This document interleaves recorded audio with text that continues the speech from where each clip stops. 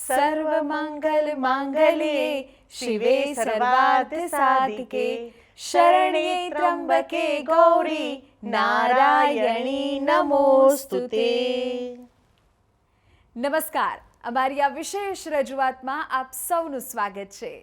નારાયણીને નમન કરવાનો અવસર છે, આદિશક્તિની આરાધના કરવાનો અવસર છે, કારણ કે આ ચૈત્રી નવરાત્રિનો અવસર છે। આ ચૈત્રી નવરાત્રિમાં દેવી આપને કયા આશીર્વાદની પ્રાપ્તિ કરાવશે? 9 દિવસ શું કરશો તો મળશે ધનથી લઈને સારા સ્વાસ્થ્યના આશીર્વાદ, તેની આજે કરીશું વાત। અને સાથે જ આજે આપણે જાણીશું કે કયા શુભ સંયોગ સાથે આવી છે ચૈત્રી નવરાત્રિ। આજે તમારા અને મારા તમામ સવાલોનો જવાબ આપવાના છે ડૉક્ટર કિંજલબેન ભટ્ટ। કિંજલબેન, આપનું ખૂબ ખૂબ સ્વાગત છે। ધન્યવાદ। કિંજલબેન કે જેઓ મહાવાસ્તુ એક્સપર્ટ છે, ટેરો રીડર છે, સાથે સાથે ઇન્ટરનેશનલી રેકી ગ્રાન્ડ માસ્ટર છે, એસ્ટ્રોલોજર છે, એટલે આજે એમની સેવાઓનો આપણે લાભ લેવાના છીએ। તો બસ વધારે રાહ ન જોતા શરૂ કરીએ અમારી આ વિશેષ રજૂઆત આદિશક્તિની આરાધનાના આ અવસર પર। દેવીના 9 દર્શન અને સાથે સાથે 9 આશીર્વાદની પ્રાપ્તિ કેવી રીતે થશે?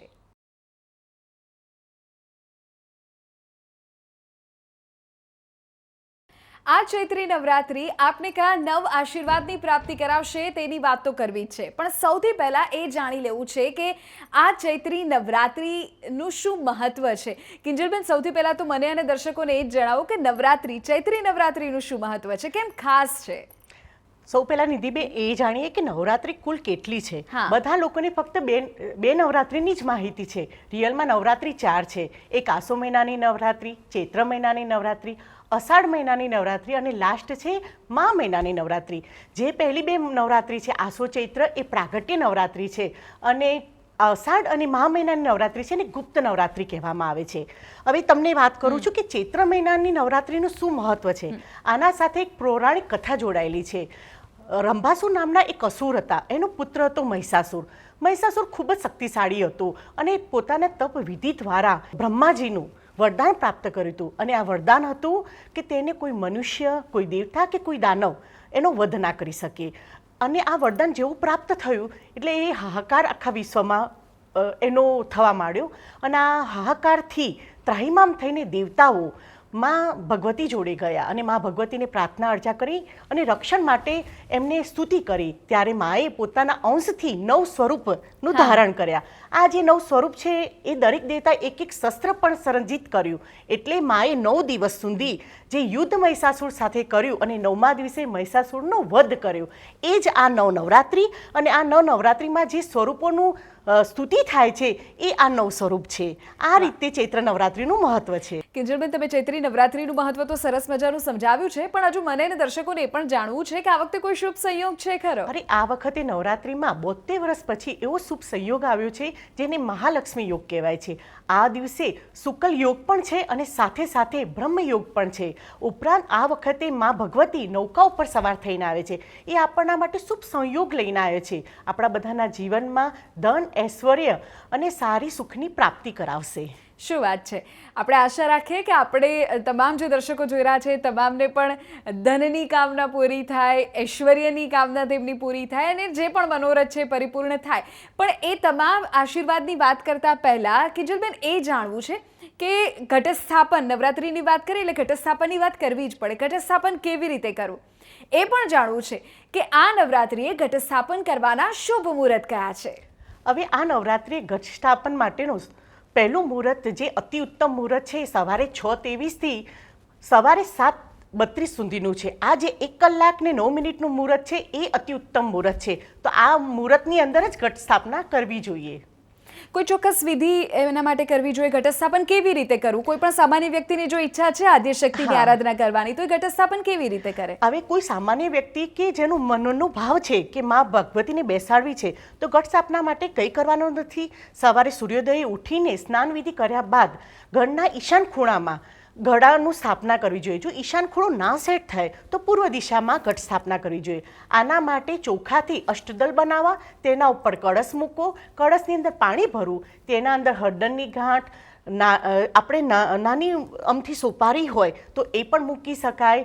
લવિંગ તજ એ પણ અંદર પાણીમાં મૂકવાનો આવે છે. એની સાથે સાથે કળશની અંદર અક્ષતથી વધાવવાનું છે. કળશની ઉપર સ્વસ્તિક દોરવાનું છે. સાથે સાથે નીચે 5 ચાલ્લા. કળશના મુખને નળાશ્રીથી બાંધવાનું છે. આ કળશને કેમ? કારણ કે કળશ એ વિષ્ણુ ભગવાનનું સ્વરૂપ છે. એટલે જ્યારે માતાજીની સ્થાપના કરતી વખતે વિષ્ણુ ભગવાનને પહેલાં યાદ કરવા પડે. હવે એના પછી આંબાના 5 પાન મળે તો બહુ સારા, અને એ ના મળે તો આસોપાલવના 5 પાન લેવાના છે. એના ઉપર શ્રીફળ મૂકવાનું છે. શ્રીફળને પણ કંકુ ચોખાથી અભિમંત્રિત કરી તેના ઉપર માતાજીની લાલ ચુનડી મૂકવાની છે. આ પણ સરળ વિધિ છે. ઘણા લોકો એવું કરે છે કે ઘટ સ્થાપનામાં ઝવેરાની પણ સ્થાપના કરે છે. તો એના માટે જે ચોખાના બદલે માટી પલાળેલી રાખવાની છે, એમાં 7 ધાન નાખવાના છે અને કળશ મૂકવાનો છે. આ સરળ રીત બંને માટે છે. બહુ જ સાચી વાત છે. એટલે કોઈ પણ રીત જેની જેવી આસ્થા એ અનુસાર ચોક્કસ ઘટસ્થાપનની વિધિ કરી શકે. પણ હવે એ જાણવું છે કે જેની દર્શકો આતુરતાથી રાહ જોઈ રહ્યા છે, આ નવરાત્રી કયા 9 આશીર્વાદની પ્રાપ્તિ કરાવશે? આ નવરાત્રિમાં ખરેખર 9 આશીર્વાદ લઈને આવી જ છે. દરેક લોકોના મનની ઈચ્છાઓ પૂરી થાય છે. જેમ કે ધનનું સુખ, વેપારનું સુખ, કહેવાય કે સ્વાસ્થ્યનું મહત્વનું સુખ, મકાનનું સુખ, વાહનનું સુખ, લગ્નની ઈચ્છા હોય તો લગ્નનું સુખ, વિદ્યાર્થીઓનું ભણતરનું સુખ, વિદેશ ગમન જવું છે તો વિદેશનું સુખ, અને સાથે સાથે લગ્નમાં જીવનમાં જે પણ નવગ્રહની ચાલ છે એનું પણ સુખ માં ભગવતી આ તમને આપશે. શું વાત છે. તો એ તો કિંજલબેને જણાવ્યું કે કઈ રીતે, કેવી રીતે આપણે આદિશક્તિની આરાધના કરી શકીએ, ઘટસ્થાપન કરી શકીએ, અને 9 કયા આશીર્વાદ છે કે જેની આ નવરાત્રી દરમિયાન આપણને પ્રાપ્તિ થવાની છે. એમાં સૌથી પહેલો આશીર્વાદ એટલે કે ધન. સૌ કોઈની કામના હોય છે કે તેઓ આર્થિક રીતે સદ્ધર થાય, માં લક્ષ્મીની કૃપા તેમના પર વરસી રહે. તો એના માટે શું કરવું જોઈએ ચૈત્રી નવરાત્રીમાં? કોઈ સરળ ઉપાય કે જેનાથી ધનની કામના પૂર્ણ થાય? એકદમ સરળ ઉપાય છે. એ છે શ્રીયંત્ર. કોઈ પણ વ્યક્તિ પોતાના ઘરમાં શ્રીયંત્રની સ્થાપના નવરાત્રિના પહેલા દિવસે કરી શકે છે. અને આ શ્રીયંત્ર ઉપર શ્રીમ કરીને કોરું કંકુ ચડાવવાનું છે. આ સરળ ઉપાય છે અને સટીક પણ છે. આ ફક્ત શ્રીમ કરીને કંકુ ચડાવવાથી મા ભગવતીની પૂર્ણ કૃપા થાય છે. આની સાથે સાથે એક બીજ મંત્ર છે, પૂર્ણતા મંત્ર, જેનાથી ધનની પ્રાપ્તિ થાય છે. એ મંત્ર છે ઓમ શ્રીમ શ્રીયાય નમઃ. આ મંત્રની જો 11 વખત માળા કરવામાં આવે તો આપણી ઈચ્છા મુજબ આપણની ધનની પ્રાપ્તિ થાય છે. આ ખૂબ જ સરળ ઉપાય છે. બહુ જ સાચી વાત છે. મને લાગે છે કે નવરાત્રી દરમિયાન આટલા સરળ ઉપાયથી ચોક્કસ જેમને આર્થિક રીતે વધુ સદ્ધર થવાની ઈચ્છા છે તે દર્શકો ચોક્કસ આ ઉપાય કરશે.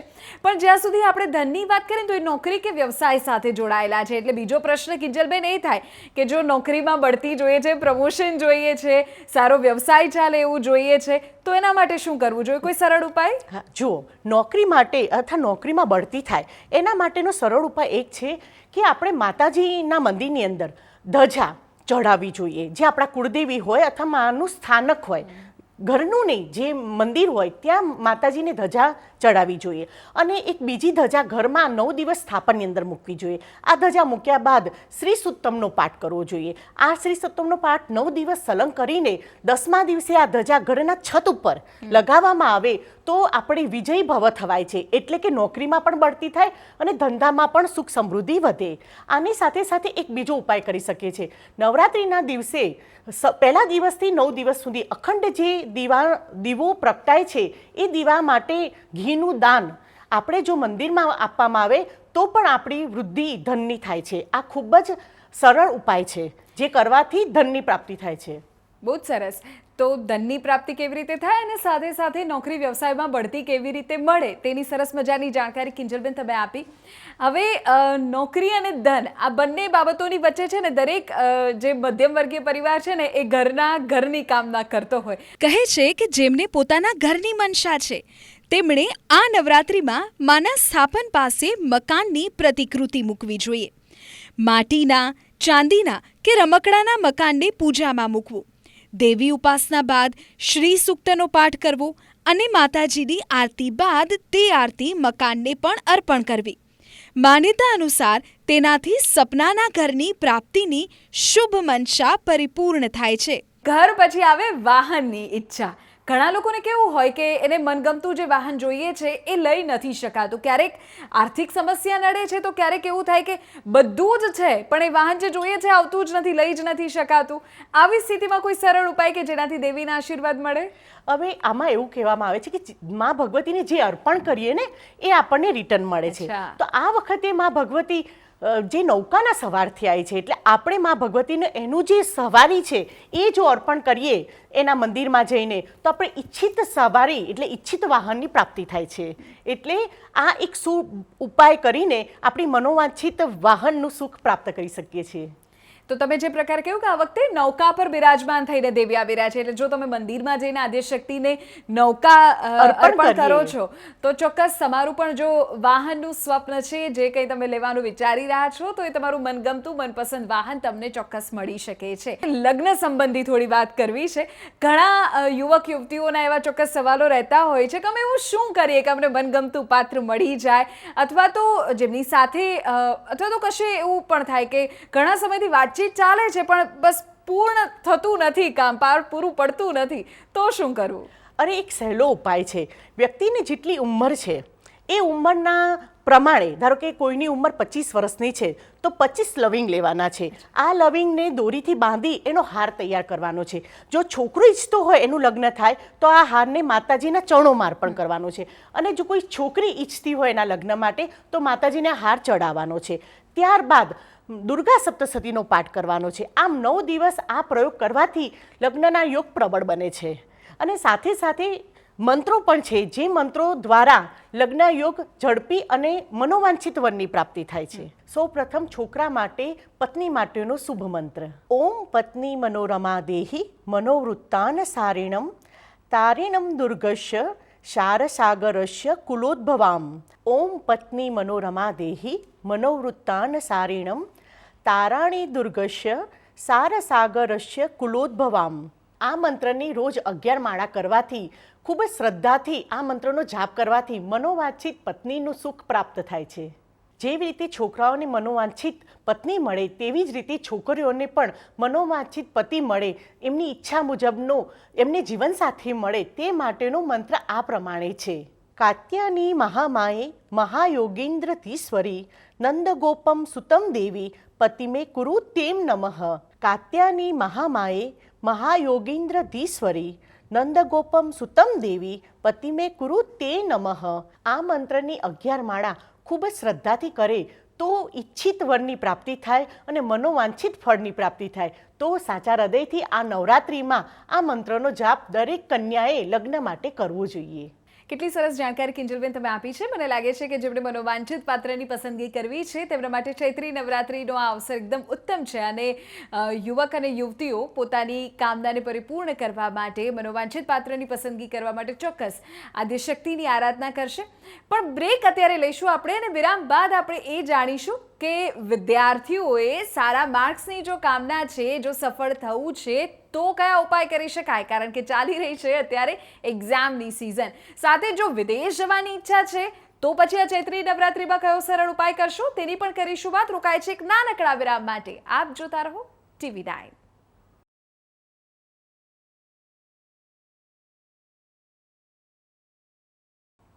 વિરામ બાદ આપ સૌનું પુનઃ સ્વાગત છે. ચૈત્રી નવરાત્રિએ દેવી નવ આશીર્વાદની પ્રાપ્તિ કરાવશે.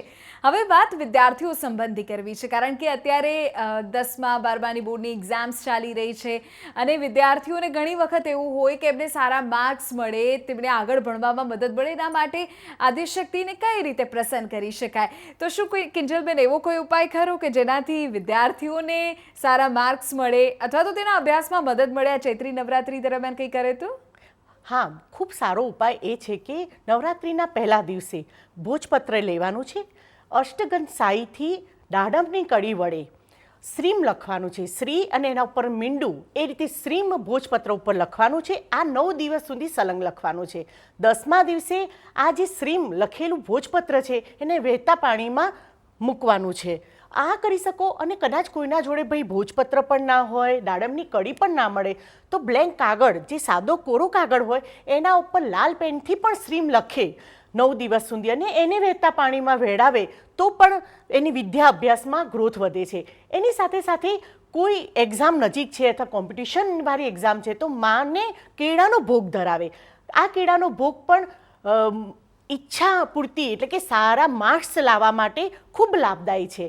સાથે સાથે ગૌરી રુદ્રાક્ષ જે ધારણ કર્યા નવરાત્રિના પહેલા દિવસે તો પણ વિદ્યામાં ઉત્તરોત્તર પ્રગતિ થાય છે. ખૂબ સરસ વાત છે. એટલે કે જો તમે કશું જ ન કરી શકો તો એ વિદ્યાર્થી આદ્યશક્તિને કેળાનો ભોગ ચોક્કસ અર્પણ કરી શકે કે જેનાથી પણ તેમને અભ્યાસમાં આદ્યશક્તિના આશીર્વાદ મળે છે તેવું કિંજલબેન અત્યારે જણાવ્યું. આ વિદ્યાર્થી સંબંધી વાત થઈ. હવે વાત વિદેશ ગમનની કરે. ઘણા લોકોની એવી ઈચ્છા હોય છે કે તેઓને વિદેશ જવું છે કિંજલબેન, પણ ક્યાંક ફાઇલ અટકી જાય છે. તો આવા કિસ્સામાં ચૈત્રી નવરાત્રિમાં કેવી રીતે આદ્યશક્તિને પ્રસન્ન કરી શકાય, એનો કોઈ સરળ ઉપાય? નવરાત્રિમાં પહેલો જે શનિવાર આવે એ શનિવારના દિવસે ઉડતા હનુમાન દાદાનો ફોટો લઈને હનુમાન દાદાના ચરણોમાં મૂકવાનો છે. તેની સાથે સાથે બજરંગ બાણનો પાઠ કરવાનો છે. હવે ફોરેન જવું એટલે કે વિમાનમાં જવું એટલે વિમાનની પ્રતિકૃતિ એટલે કે રમકડાનું જે વિમાન છે એ પણ દાદાના ચરણોમાં મૂકવું. આ બજરંગ બાણનો પાઠ 9 દિવસ કરવામાં આવે. પહેલા દિવસે જાય તો પણ બહુ સારું, અથવા શનિવારના દિવસે જાય. આ રીતે 9 દિવસ બજરંગ બાણનો પાઠ કરવામાં આવે તો આની કૃપા મળે છે. અને 9 દિવસ પૂરા થાય એટલે 10મા દિવસે આ જે વિમાન છે એ ઘરના ઉત્તર અને પશ્ચિમના ખૂણામાં આ વિમાનને સ્થાપિત કરવાથી મનોવાંછિત ફળ પ્રાપ્ત થાય છે અને વિદેશ ગમનના યોગ પ્રબળ બને છે. ઘણી વખત એવું બને છે કે બહુ બધો ટ્રાય કરે છે છતાંય ફાઇલ રિજેક્ટ થાય છે. તો એવા સમયે હનુમાન દાદાના જે પગમાં પનોતી દબાઈ છે એ પનોતીએ તાળું જે હોય નાનું તાળું લેવાનું, એ તાળાને પનોતીના આગળ જઈને મહારાજને કહેવાનું કે તાળાને ખોલે. જો એ તાળાને ખોલતા ખોલતા સંકલ્પ કરે કે મારા જે બંધ દરવાજા છે કિસ્મતના એ આ તાળા ખોલવાથી ખુલશે એવો ભાવ કરીને દાદાને અરજ કરે તો એની જે ફાઇલમાં રિજેક્શન છે એનો રેશિયો કટ થઈ જાય છે અને પછી એને જ્યારે પણ ફાઇલ મૂકે ત્યારે એને વિઝા પ્રાપ્ત થાય છે. આ પણ એક ટૂચકું છે જે કરવાથી ઘણા બધાના કાર્યો પૂર્ણ થયા છે. કેટલી સરસ વાત છે. એટલે કે હનુમાનજીનું ઉડતા હનુમાનજીનું કોઈ ચિત્ર હોય કે પછી બજરંગ બાણનો પાઠ હોય અને એની સાથે સાથે શ્રી સૂક્તનો પાઠ પણ જો નવરાત્રિ દરમિયાન કરવામાં આવે તો ચોક્કસ તમારી વિદેશ ગમનની ઈચ્છા છે તો એ પણ ફળીભૂત થાય છે. પણ કિંજલબેન, આ બધું જ છે ને જ્યાં સુધી સારું સ્વાસ્થ્ય ન હોય ત્યાં સુધી નકામું છે. અત્યારે આપણે જોઈએ છીએ કેટલાય રોગો આપણી આસપાસ છે અને કેટલાય લોકો એ રોગમાં સપડાઈ રહ્યા છે. ઘર, મકાન, આર્થિક રીતે સદ્ધર બધું જ હોય પણ સારું સ્વાસ્થ્ય ન હોય તો આપણે એને માણી ન શકીએ. એવા સંજોગોમાં સારા સ્વાસ્થ્યની પ્રાપ્તિ કરવા માટે આપણે શું કરી શકીએ ચૈત્રી નવરાત્રિમાં? માના આશીર્વાદ કેવી રીતે મળે? અરે, સૌથી સારું સ્વાસ્થ્ય પહેલાં મનમાં હોય છે. મનની અંદર માની ભક્તિ હોય તો શરીરના એક એક રોમમાં માની શક્તિ સ્થાપિત થાય છે. આના માટે પણ એક સારો ઉપાય, એક સારો બીજ મંત્ર હું તમને આપું છું. જે મંત્રનો જાપ કરવાથી શરીરના એક એક અંગમાં મા શક્તિનું સંચાર થાય છે. ઓમ નમઃ શિવાય જે આપણો પંચાક્ષરી મંત્ર છે એનો પણ જાપ થાય. એની સાથે સાથે નવરાત્રિના પહેલા નોરતે જો મહામૃત્યુંજય યંત્રની સ્થાપના કરવામાં આવે અને એનો જે બીજ મંત્ર છે ઓમ રોમ જુમ સહ, આ બીજ મંત્રનો રોજ 11 વખત માળા કરવામાં આવે તો રોગ સાથે જે આપણું શરીર બંધાયું છે એ મુક્ત થાય છે. એની સાથે સાથે ઘણી વખત એવું બને છે કે ઘરની અંદર પણ ઉચાટ રહે છે, મનમાં પણ ડિપ્રેશન. અત્યારે ઘણા બધા યુવાનો પણ ડિપ્રેશનની અંદર જતા રહ્યા છે. ઘણા લોકોને માનસિક ઉચાટમાં જીવન જીવે છે. તો એવા યુવાનો ચંડી પાઠ કરે તો એના માનસિક અને શારીરિક કષ્ટની શાંતિ થાય છે, નિવારણ થાય છે. એટલે આ ઉપાય કરવો જોઈએ. આ તો થઈ સારા સ્વાસ્થ્યની વાત. ઘણી વખત એવું પણ લોકોને થતું હોય છે કે કોઈ આ ગ્રહ નડે છે અથવા તો આ ગ્રહ અત્યારે મારા સારા દિશા એના કારણે નથી ચાલતી એવું ઘણી વખત લોકોને થતું હોય. તો આ 9 ગ્રહોની જે ચાલ છે તેમાં અને ખાસ તો એના કારણે વ્યક્તિને કોઈ સમસ્યા ન નડે એના માટે શું કરી શકાય ચૈત્રી નવરાત્રિમાં? કોઈ એવો ઉપાય કે જેનાથી જો કોઈ ગ્રહ દોષ છે અથવા તો ગ્રહ શાંતિ કોઈ કેસમાં જોઈએ છે તો કરી શકીએ? રિયલમાં વિધિબેન, તમને એ ખબર છે કે જે 9 સ્વરૂપ છે માતાના એ 9 સ્વરૂપમાં એક ગ્રહની સ્થિતિ છુપાયેલી છે. એ 9 ગ્રહ 9 સ્વરૂપની અંદર સંચિત થયેલા છે. એટલે જો 9 ગ્રહોને પર્ટિક્યુલર એના દેવીને જો ઉપાસના કરવામાં આવે, એનો બીજ મંત્ર જો માળા કરવામાં આવે તો આ 9 ગ્રહની શાંતિ માં નવરાત્રિમાં જ પૂર્ણ થાય છે. સૌથી પહેલાં તમે પહેલા ગ્રહની વાત કરો અને સાથે એમની સાથે કયા દેવીનું કયા સ્વરૂપની આરાધના કરવી જોઈએ એ પણ જણાવો, અને એટલું જ નહીં, તેના માટેનો ઉપાય શું હોઈ શકે, કોઈ મંત્ર, કોઈ બીજ મંત્ર, તો એ પણ જણાવો. આપણે સૌ પહેલાં સૂર્યગ્રહની વાત કરીએ. જેની કુંડલીમાં સૂર્યગ્રહનો દોષ હોય તેવા વ્યક્તિએ શૈલપુત્રી માતાનું ધ્યાન ધરવાનું છે અને માનો જે બીજ મંત્ર છે શમ, એનો જાપ કરવાનો છે. જે ઈચ્છા મુજબ માળા 21 છે, 51 છે કે 108 માળા, આ માળાનો પાઠ કરી સૂર્યગ્રહને પુષ્ટ કરવાનો છે. હવે ચંદ્રગ્રહની વાત કરીએ. જેની પણ કુંડલીમાં ચંદ્રગ્રહ કમજોર છે તો તેવી વ્યક્તિએ મા કુષ્માંડાનું ધ્યાન ધરવાનું છે. મા કુષ્માંડાની પૂજા અર્ચના કરીને તેનો બીજ મંત્ર ક્રીમ છે એ બીજ મંત્રની માળા કરવાની છે. આ માળા તમે 11, 21, 51 કે 108 કરી શકો. ચંદ્રગ્રહની વાત થઈ. હવે આપણે મંગળ ગ્રહની વાત કરીશું. મંગળ ગ્રહ જેની કુંડલીમાં કમજોર હોય તેવા વ્યક્તિએ સ્કંદ માતાનું ધ્યાન ધરવાનું છે અને તેમની આરાધના કરવાની છે. આ માતાનો જે બીજ મંત્ર છે શમ, તેની માળા કરવાની છે. આ માળા 11, 21, 51 કે 108 કરી શકે. હવે આપણે બુધ ગ્રહની વાત કરીશું. બુધ ગ્રહ જેની કુંડલીમાં કમજોર હોય તેવી વ્યક્તિએ મા કાત્યાયનીનું ધ્યાન ધરવાનું છે. મા કાત્યાયનીની પૂજા કરવાની છે અને એનો જે બીજ મંત્ર છે કોમ, તેનો જાપ કરવાનો છે. તેની પણ માળા 11, 21, 51 કે 108 કરી શકે. હવે ગુરુ ગ્રહની વાત કરીશું, કારણ કે ગુરુ ગ્રહ એ જીવન માટે ખૂબ જ જરૂરી ગ્રહ છે, કારણ કે ગુરુ એ જ્ઞાન ચિંધે છે. એટલે હવે આપણે ગુરુ ગ્રહને કઈ રીતે માની ભક્તિ દ્વારા શુભ ફળ આપણા જીવનમાં લાવી શકીએ એ હવે જાણીએ. ગુરુ ગ્રહ જેની કુંડલીમાં કમજોર છે તેવી વ્યક્તિએ મા ગૌરીનું સ્વરૂપનું ધ્યાન ધરવાનું છે, તેની પૂજા કરવાની છે અને એનો જે બીજ મંત્ર છે શ્રીમ, તે મંત્રની માળા કરવાની છે. આ માળા પણ 11, 21, 51 કે 108 વખત કરી શકીએ. શુક્ર ગ્રહ એ આપણા મનોકામના પૂર્તિ માટેનો ગ્રહ છે. એટલે શુક્ર ગ્રહને કઈ રીતે ઉન્નત કરીએ. જે શુક્ર ગ્રહ જેની કુંડલીમાં કમજોર છે, શુભ ફળ આપતો નથી, તેવી વ્યક્તિએ મા સિદ્ધિદાત્રીનું ધ્યાન ધરવાનું છે અને એનો પણ બીજ મંત્ર શ્રીમ છે. આ બીજ મંત્રની માળા 108 વખત કરવી ખૂબ જ જરૂરી છે, કારણ કે શુક્ર જાગૃત થાય તો જ બધી મનોકામના પૂર્ણ થાય છે. શનિ ગ્રહ સાંભળતા જ જીવના ઉચાટ આવી જાય છે. એટલે આ શનિ ગ્રહની શાંતિ કઈ રીતે થાય, તેના માટે કયા માતાજીની કૃપા જરૂરી છે, આવો આપણે એ જાણીએ. જે પણની કુંડલીમાં શનિ ગ્રહ કમજોર છે તેવી વ્યક્તિએ મા કાલરાત્રિનું ધ્યાન ધરવાનું છે અને તેની પૂજા કરવાની છે. આ માનો જે બીજ મંત્ર છે લીમ, લીમ બીજ મંત્રનો જાપ માળા કરવાની છે. આ માળા 108 વખત કરવાની જ છે. આ માળા 108 વખત કરવાથી શનિનો જે પણ દોષ છે, શનિની ઢૈયા છે કે શનિનો જે પણ પ્રકોપ છે એ વ્યક્તિના જીવનમાંથી દૂર થાય છે. રાહુ ગ્રહ જેને સાંભળવા માત્રથી બંધન યાદ આવે, જેને સાંભળવા માત્રથી મનમાં ઉચાટ હોય, આ રાહુ ગ્રહની શાંતિ કયા માતાજીની કૃપાથી થશે અને કયા બીજ મંત્ર બોલવા પડશે, આવો આપણે એ જાણીએ. જેની પણ કુંડલીમાં રાહુ કમજોર હોય અથવા રાહુની ખરાબ અસર હોય તેવી વ્યક્તિએ મા બ્રહ્મચારીનું ધ્યાન ધરવાનું છે અને તેની પૂજા કરવાની છે. મા બ્રહ્મચારીનો બીજ મંત્ર છે બ્રહ્મ. આ મંત્રની 108 વખત માળા કરવાની જ છે. આ માળા કરવાથી રાહુના જે પણ દોષ છે એ નાબૂદ થાય છે અને વ્યક્તિના જીવનમાં ઉન્નતિ થાય છે. કેતુ ગ્રહ એટલે તડપનો ગ્રહ.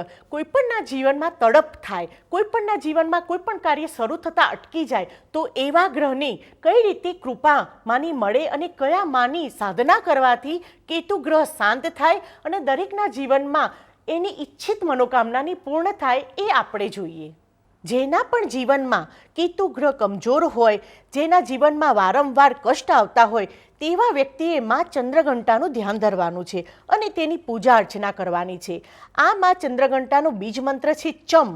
આ બીજ મંત્રનો જાપ કરવાથી, આની માળા કરવાથી મનોવાંછિત ફળની પ્રાપ્તિ થાય છે. આ માળા 11, 21, 51 કે 108 વખત કરી શકીએ છીએ. જેવી રીતે આપણે નવગ્રહની પર્ટિક્યુલર દેવી સાથેનું જોડાણ કરીને એની ઉપાસના બતાવી, પરંતુ આ નવે દેવીનું સ્વરૂપને જાગૃત કરવાનો આપણા જોડે સમય ના હોય તો ફક્ત એક મંત્ર જે નવે નવગ્રહને શાંતિ આપે છે, આવો આપણે એ મંત્રનો ઉચ્ચાર કરી આપણા બધાના જીવનમાં જે નવગ્રહની બાધા છે એનાથી આપણે બધા મુક્ત થઈએ. બ્રહ્મા મુરારી ત્રિપુરાંધકારી ભાનુ શશી ભૂમિ સુતો બુદ્ધસ્ય ગુરુષ્ય શુક્ર શનિ રાહુ કેતુવે સર્વે ગ્રહા શાંતિકર ભવંતુ. આ જે શ્લોક છે એ નવે નવ ગ્રહની શાંતિ માટેનો છે.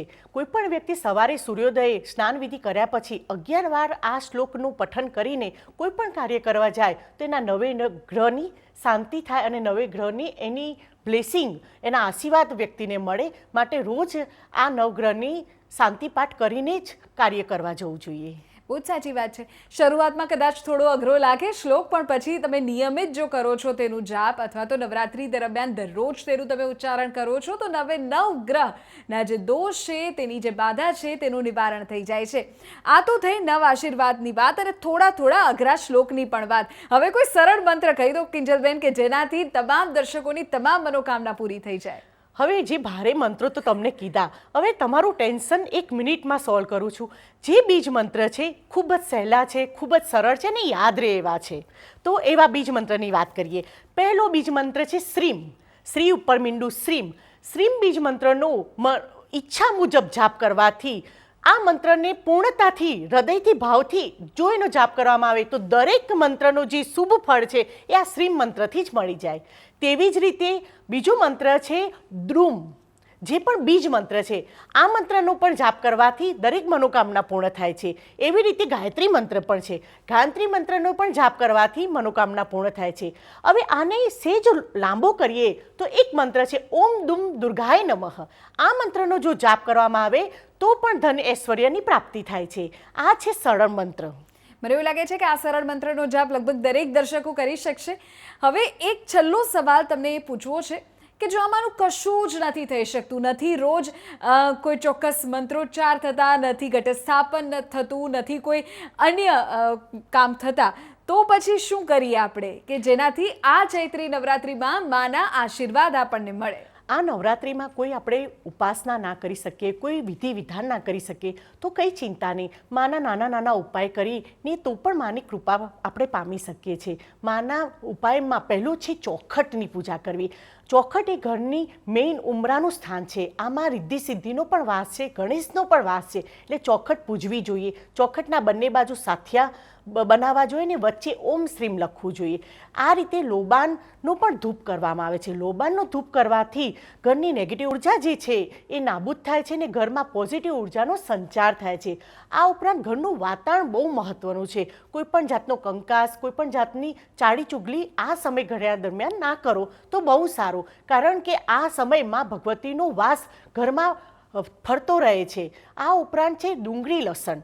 આ સમયગાળા દરમિયાન તમે જો ઉપવાસ ના કરી શકો તો કંઈ વાંધો નહીં, પણ ડુંગળી લસણનો ઉપયોગ ના કરશો, કારણ કે આ તામસી ભોજન કહેવાય છે. આ ભોજન કરવાથી મા ભગવતી રૂષ્ટ થાય છે. માટે ડુંગળી લસણનો ઉપયોગ ના કરવો. ઉપરાંત રોજ સવારે ગંગાજળ છંટકાવ કરવાથી પણ શુદ્ધ વાતાવરણ થાય છે. આ સિવાય પક્ષીઓને દાણ નાખી શકો છો, ગાયને પૂરા નાખી શકો છો અને નવકન્યાને પૂજન કરી અને એમને ભોજન આપવાથી આપણી મનોકામના પૂર્ણ થાય છે અને માતાજીના શુભ આશીષ મળે છે. તો ખૂબ સરસ ઉપાયોની જાણકારી આપી. મને એવું લાગે છે કે અત્યારના લોકોના વ્યસ્ત શેડ્યુલમાં જો સાધના નથી થતી, જપ તપ આપ નથી કરી શકતા, તો આપ દાન કરી શકો છો. આપ પશુ પક્ષીઓને ચણથી લઈને તેમને ઘાસ ખવડાવવું કે આવી કોઈ પણ નાની જે બાબતો છે તેનું ખાસ ધ્યાન રાખીને પણ ચૈત્રી નવરાત્રિમાં આદિશક્તિના આશીર્વાદની પ્રાપ્તિ કરી શકો છો. અને 9 દિવસ પૂર્ણ થયા બાદ જે રીતે કિંજલબેને પણ જણાવ્યું કે તમે 9 કન્યાઓનું પૂજન કરી શકો છો, એમને ઘરે જમાડી શકો છો. આવા નાના ઉપાયો થકી પણ આદિશક્તિની અસીમ કૃપા વ્યક્તિ પર રહે છે. કિંજલબેન, આ તમામ જાણકારી આપી આપનો ખૂબ ખૂબ આભાર. ધન્યવાદ તમને. આશા રાખીએ કે આદિશક્તિની આરાધના કરવાના તમામ ઉપાયો થકી આપની પણ મનોકામના સિદ્ધ થાય. ધન પ્રાપ્તિથી લઈને મકાન સુધી, વિદેશ ગમનથી લઈને વિદ્યાર્થીને સારા માર્ક્સની તમામ ઈચ્છાઓ આ ચૈત્રી નવરાત્રિમાં ફળીભૂત થાય તેવી જ આદિશક્તિના ચરણોમાં કામના. રજા આપશો. નમસ્કાર.